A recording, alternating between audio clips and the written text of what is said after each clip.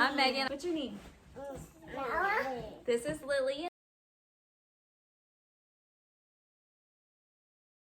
I started having some breathing problems, had some issues with feeding, and found out that she had a very low blood sugar. After a few days of back and forth with the doctors, they flew her to Children's National Medical Center in DC and pretty quickly came up with a diagnosis of congenital hyperinsulinism. They found out she had an ABCC8 gene mutation. She was protein sensitive and diazoxide dependent. She has low blood sugars on a regular basis, but not daily basis like we once did have. We increase her medicine fairly regularly. She's currently on a 16 milligram per kilogram dosage right now, which is higher than the 15 milligram per kilogram they like to keep her on. So we have our daily struggles with blood sugars with Lily.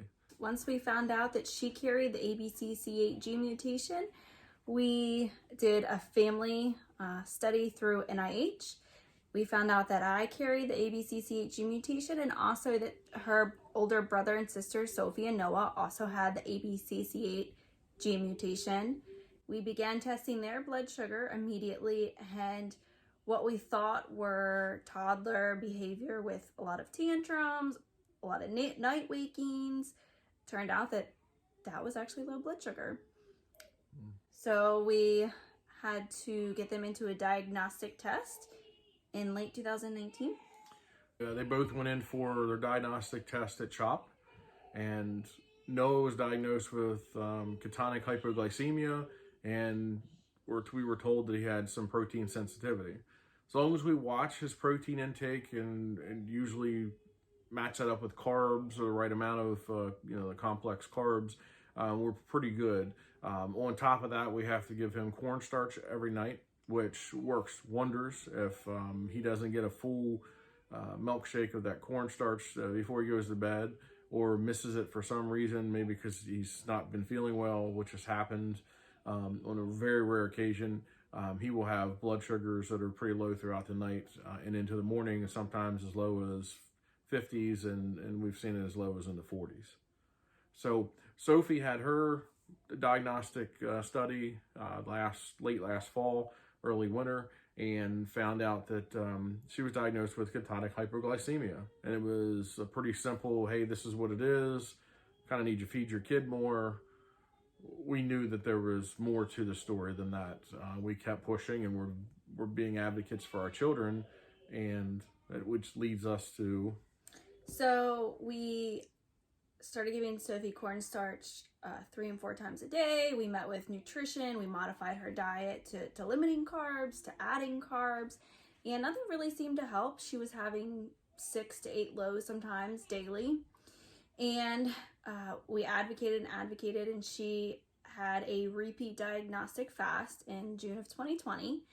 And it showed ketonic hypoglycemia, but it also, interestingly enough, showed that she was having her lows, some lows during the day with very limited fasting, had very limited ketones. The team did a great job thinking outside of the box, and we started an HI treatment, diazoxide. And after about 3 days, Sophie's numbers became very stable. It was the first time in a year that we actually had some stability with Sophie's blood sugars.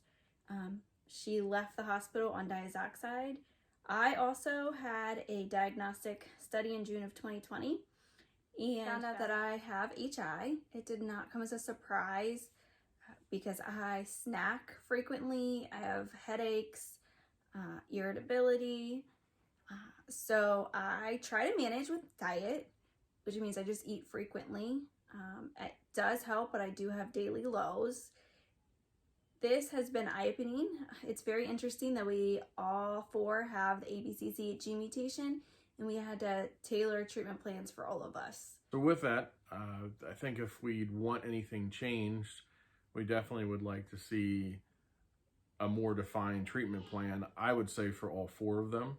I live in a household with 4 people that have ABCC8 gene mutation. They all act differently. They all show different signs, but the different treatment plans, I'm fine with having different treatment plans. The frustrating part is we still have frequent lows.